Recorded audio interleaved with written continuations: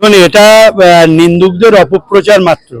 আমি সারা রাজ্যের প্রতিটি জেলায় প্রতিনিয়ত ঘুরি, এরকম অভিযোগ পাওয়া যায়নি।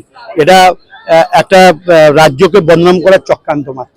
দ্বিতীয় কথা হচ্ছে মানে এই যে আপনার আজকে যে গ্রামীণ নিয়ে নদিয়া জেলা রিভিউ করলেন, এটা কি লোকসভা ভোটের পূর্ব প্রস্তুতি বলি আমরা? না, এটা আমরা অক্টোবর মাস থেকে চলছে। কেন এই স্বচ্ছ ভারত মিশন, মিশন বাংলা প্রকল্পকে দ্রুততার সাথে করতে হবে এবং দ্রুত টাকা খরচ করতে হবে, পরিবেশকে সুন্দর করতে হবে, এটাই মূল লক্ষ্য। এতে কোনো রাজনীতি বা ভোটের যোগ নেই। রাজনৈতিক বিশ্লেষকরা বলছে যে আপনারা খুব ভালো করছেন, কিন্তু এই শেখ শাহজাহানকে ধরছেন না বলেই বোধহয় আপনাদের ভোট ব্যাংকে সমস্যা হতে পারে। সেটা নিয়ে আপনার বক্তব্য? দেখুন, এইসব লোকেরা ওর ভূত দেখে মাথা খারাপ করছে, ঠিক আছে?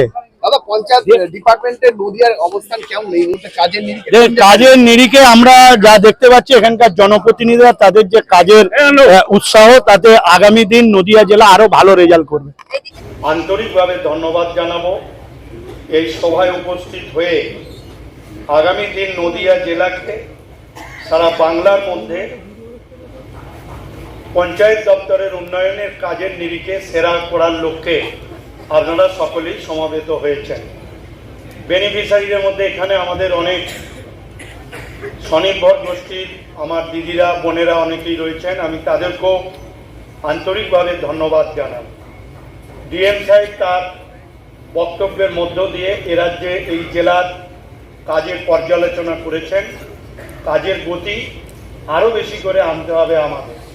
এ বিষয়ে আমি পরে বক্তব্যের মধ্যে আমি আসছি।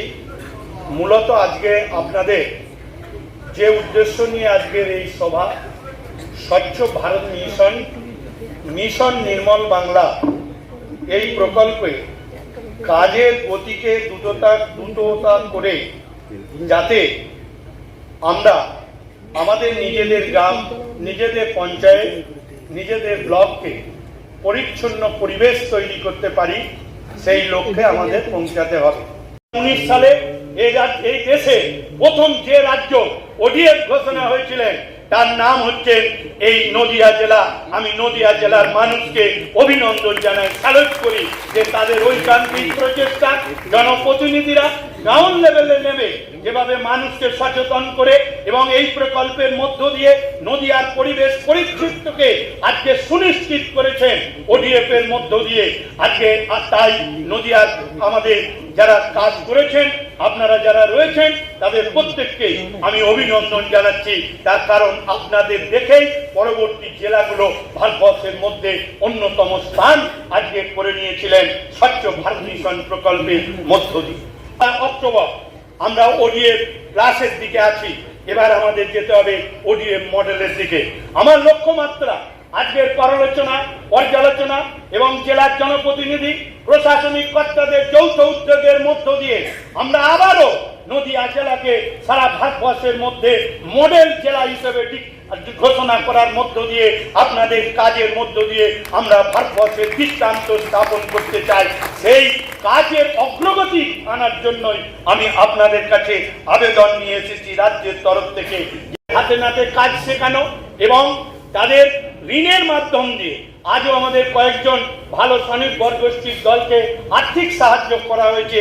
এইরকম সারা পশ্চিমবঙ্গে মহিলাদের আজকে ঋণের মধ্য দিয়ে তাদের উৎপাদিত পণ্যকে কর্মতীর্থ বা বিশ্ব বাংলা ব্যাংক দিয়ে বাজারজাত করার ক্ষেত্রে আমাদের রাজ্যের মাননীয় মুখ্যমন্ত্রী আমাদের রাজ্যের মহিলাদের ক্ষমতায়নের ক্ষেত্রে অনেকটাই আজকে আগিয়েছে, যা ভারতবর্ষের ক্ষেত্রে আজকে দৃষ্টান্ত।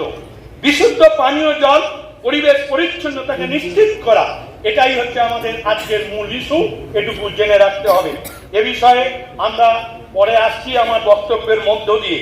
অর্থনৈতিক শ্রীবৃদ্ধি 6 নম্বরে আছে। অর্থনৈতিক শ্রীবৃদ্ধি এ রাজ্যের বিভিন্ন ক্ষেত্রে যেভাবে জনমুখী প্রকল্পগুলো এবং রাজ্যের মাননীয় মুখ্যমন্ত্রী শিল্প ক্ষেত্র থেকে আরম্ভ করে কৃষি ক্ষেত্রে আজকে যেভাবে জনমুখী প্রকল্পের মধ্য দিয়ে আজকে এ রাজ্যের মানুষের আর্থিক শ্রীবৃদ্ধি ঘটছে, তা আমরা নিজেরা পরিসংখ্যান অনুসারে আমরা দেখতে পাচ্ছি।